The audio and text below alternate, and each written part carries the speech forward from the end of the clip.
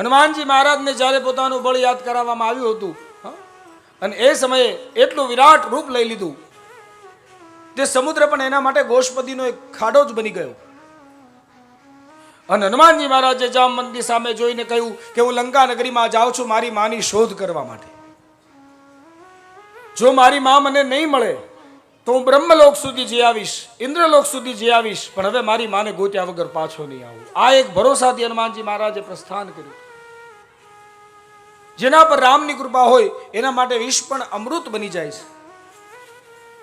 એ સહજ ભાવથી કહ્યું છે. હનુમાનજી મહારાજે રાત્રિના સમયે મચ્છર જેવડું રૂપ લઈ અને લંકાના એ આકાશમાં વિચરણ કરવાનો પ્રારંભ કર્યો છે.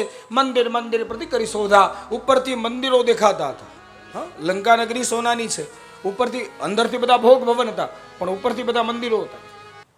ઉપરથી મંદિર દેખાય છે, અંદર ભોગ ભવન છે.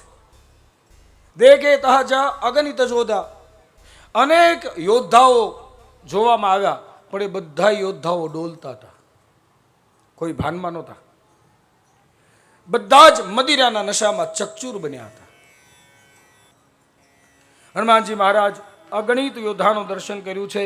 રાવણના મહેલમાં આવ્યા, રાવણને શયન કરતો જોયો. આજુબાજુમાં પેલી નૃત્ય કરનારી નૃત્યાંગનાઓ ઢળીને પડી છે.